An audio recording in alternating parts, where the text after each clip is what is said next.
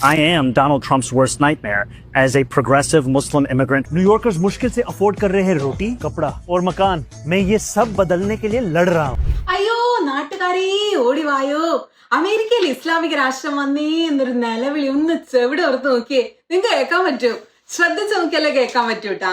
അതന്നെ നമ്മള് സംഖ്യകൾ അമേരിക്കയിലേക്ക് നോക്കിയിട്ട് എക്സിൽ കിടന്ന് ഓളി ഇടുന്ന ശബ്ദമാണ്. ഓ എന്ന് പറഞ്ഞിട്ടുള്ള ശബ്ദമാണ് ഈ കേൾക്കുന്നത്.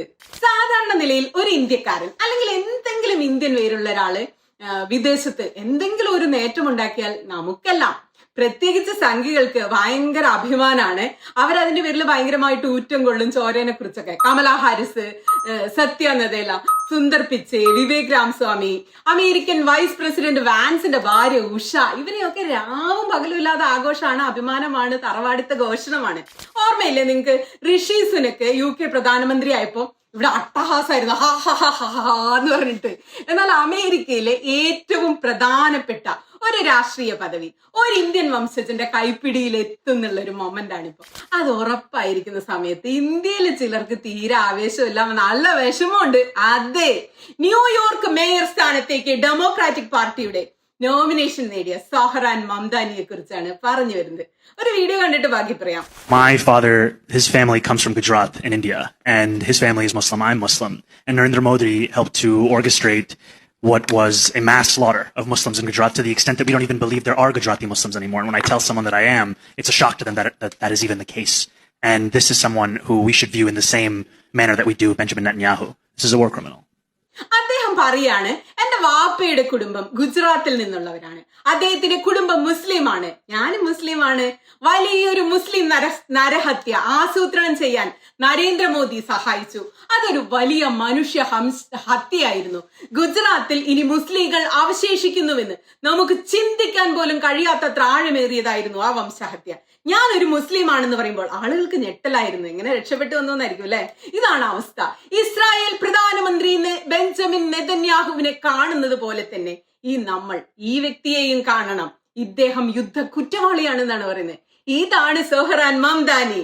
നെതന്യാഹു ന്യൂയോർക്കിൽ വന്നാൽ താനാണ് മേയറെങ്കിൽ അദ്ദേഹത്തെ അറസ്റ്റ് ചെയ്യുമെന്ന് ചങ്കുറപ്പോടെ പറഞ്ഞ ഒരു മടിയില്ലാത്ത ഒരു ലീഡറാണ് മംദാനി.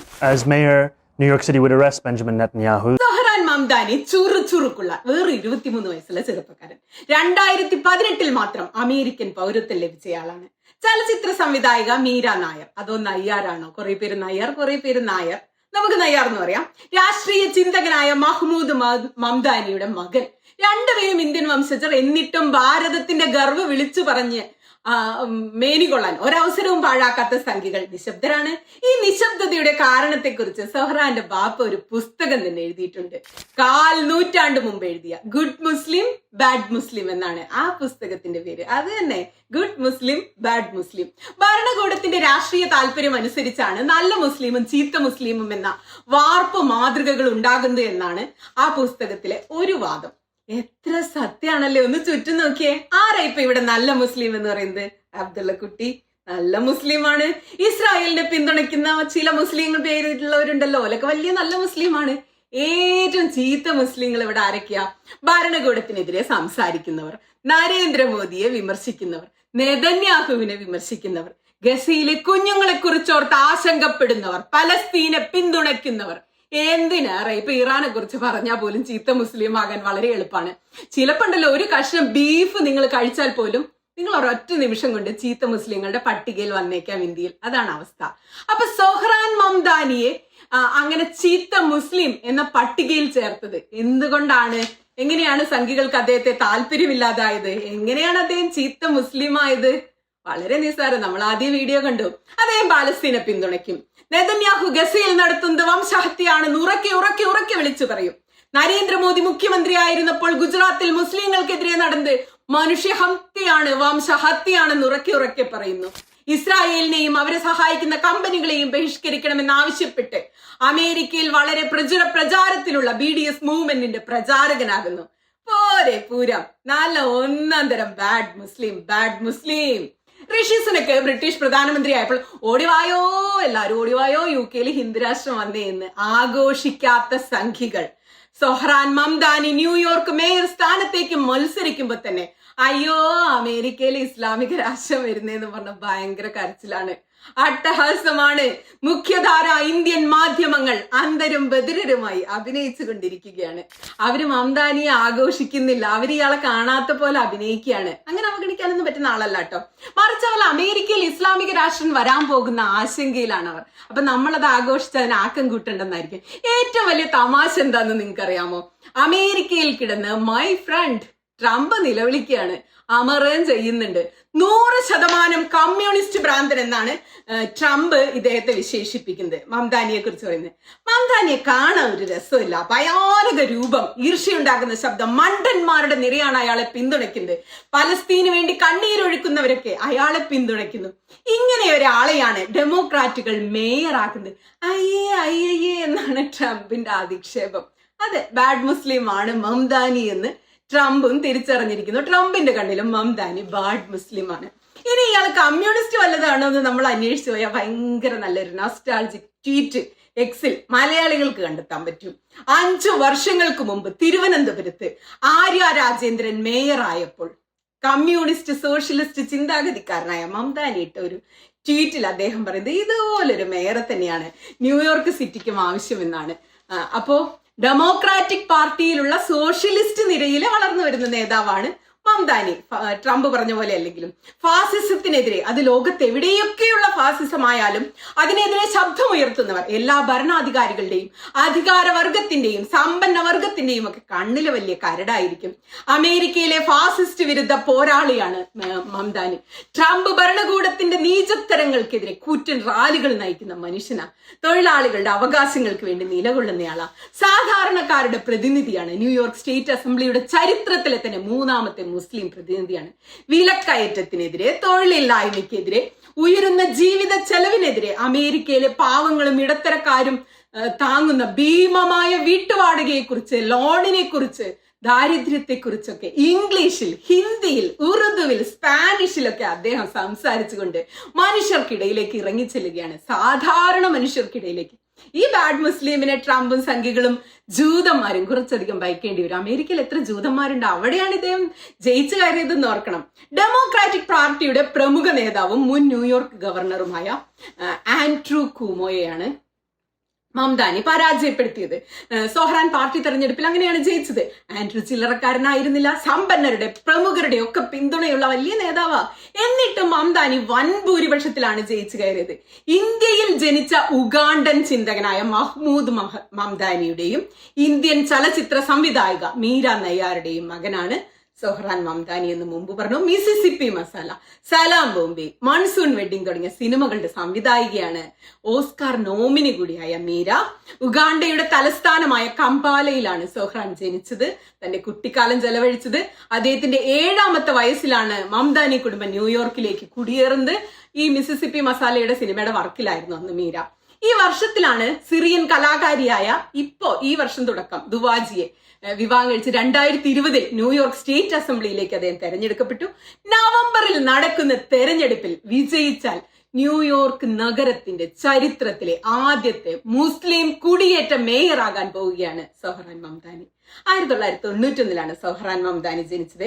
ഈ അമ്മമാരുടെ ഗർഭാവസ്ഥ കുഞ്ഞുങ്ങളെയൊക്കെ സ്വാധീനിക്കുമെന്ന് നമ്മൾ പല പഠനങ്ങളിലും കണ്ടിട്ടുണ്ട്. അന്ന് മീര വാർത്തകളിൽ കത്തി നിൽക്കുകയായിരുന്നു. മിസിസിപ്പി മസാല സിനിമ ഇറങ്ങിയ വർഷമാണ്. അപ്പൊ അവര് ഉഗാണ്ടയിൽ പോയി ഗവേഷണം നടത്തി അവിടുന്ന് അച്ഛനെ കണ്ട് കല്യാണം കഴിച്ച് മീര നായരുടെ മകൻ ബാഡ് മുസ്ലിം ഗുഡ് മുസ്ലിം ബാഡ് മുസ്ലിം എഴുതിയ ആളുടെ മകൻ. ഇങ്ങനെയൊക്കെ ലാഭം കഴിയും അല്ലെ? ചുറ്റുമുള്ള മനുഷ്യരെ കാണാതിരിക്കാൻ, ലോകത്തിലെ പീഡിതരുടെ വേദന കാണാതിരിക്കാൻ അദ്ദേഹത്തിന് ശരിക്കും കഴിയില്ല. അമേരിക്കയ്ക്കും ലോകത്തിനും പ്രതീക്ഷയും പ്രത്യാശയുമാണ് ഇത്തരം മനുഷ്യർ ഉയർന്നു വരുന്നത്.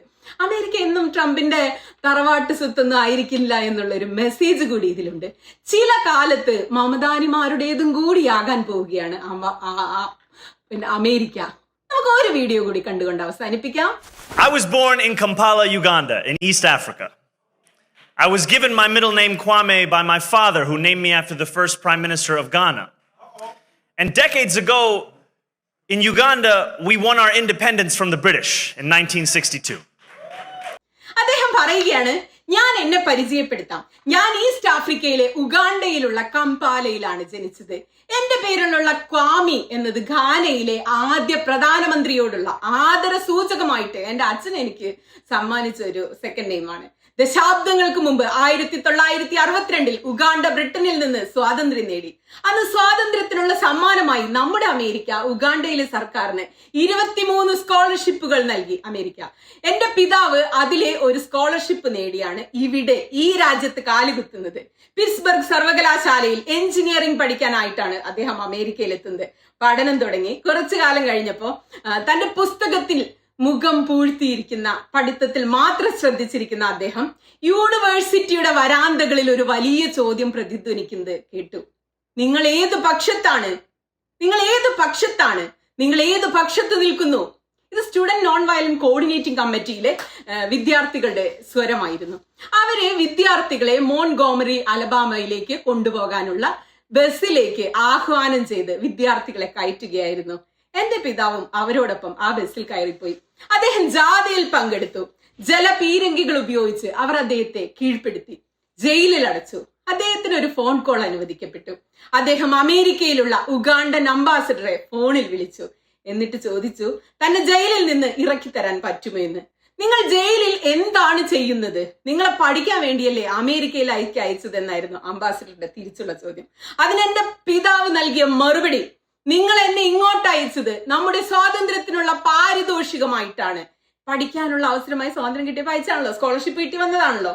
എന്നാൽ അവർ ഇവിടെ അവരുടെ സ്വാതന്ത്ര്യത്തിനായിട്ട് പോരാടുകയാണ്. രണ്ടും ഒന്നു തന്നെയല്ലേ എന്നാണ് ആ ചോദ്യം.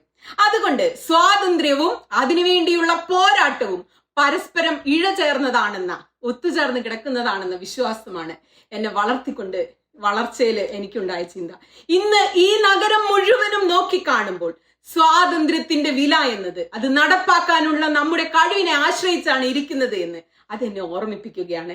മുമ്പേ പോയ മനുഷ്യർ, ലീഡർമാർ, നേതാക്കന്മാർ, ഇപ്പോൾ ഞാനടക്കം ഇവിടെ സ്റ്റേജിൽ ഇരിക്കുന്നവരെല്ലാം വന്നു പറയുന്നു, ഇതാണ് ലോകത്തിലെ ഏറ്റവും മികച്ച നഗരമെന്ന്.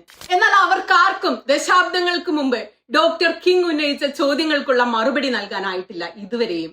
ഒരു ഹാംബർഗർ വാങ്ങി തിന്നാനുള്ള കഴിവില്ലെങ്കിൽ, ഒരു ഭക്ഷണശാലയിൽ ഇരുന്ന് ഭക്ഷണം കഴിക്കാൻ നിങ്ങൾക്ക് അവകാശം ലഭിക്കുന്നതിൽ എന്തു മെച്ചമാണുള്ളത്?